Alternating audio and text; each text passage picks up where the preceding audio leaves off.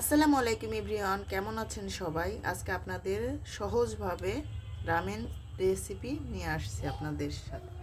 এই যে প্রথমে আমি সবজিগুলো কেটে নিয়েছি। এখানে আছে গাজর, পেঁয়াজকলি আর গ্রিন ক্যাপসিকাম। এই আপনারা চাইলে ইয়েলো, তারপরে রেড, অনেক সবজি ব্যবহার করতে পারেন, সেটা আপনাদের পছন্দ অনুযায়ী। এইগুলো আমি হাই হিটে সিদ্ধ করে নিব 5 মিনিট। দেখেন, হাই হিটে আমি সবজিগুলো সেদ্ধ করে নিচ্ছি। আমি দিয়ে দিব লবণ সবজির ভিতরে। দেখেন, সবজিগুলো আমার সিদ্ধ হয়ে গেছে, এখন আমি তুলে নেব। এখন চলে আসি রামেনের মশলা তৈরি। এখানে নিয়েছি পেঁয়াজ কুচি, রসুন কুচি, সামান্য আদা কুচি, চিলি ফ্লেক্স আর 3টা চিংড়ি মাছ। দিয়ে দিব তেল।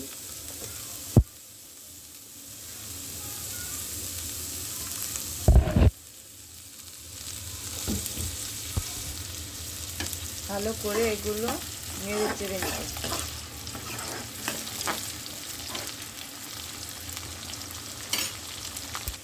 কাঁচা গন্ধটা চলে গেলেই এখন দিয়ে দিব আমি একটা ম্যাগি মশলা। দিয়ে দিব 2 প্যাকেট রামেনের মশলা।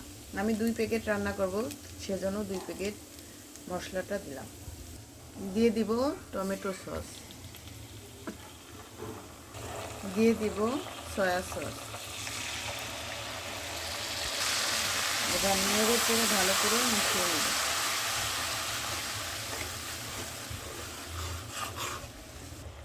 দিয়ে দিব সবজির সেই গরম পানি। সবজি আমি সিদ্ধ করছিলাম, বেশ পরিমাণ পানি দিয়ে দিব। এখন দিয়ে দিব নুডলস।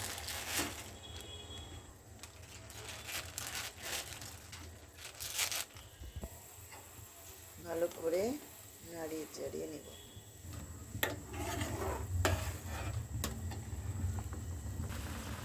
রান্না শেষ আমার, এখন চুলাটা বন্ধ করে দেব।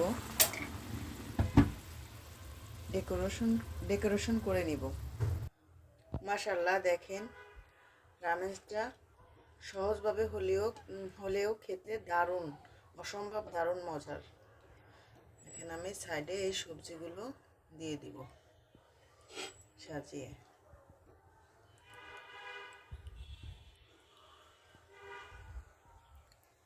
অসম্ভব মজার ছিল এটা। সাইডে সাজিয়ে এভাবে ডিম।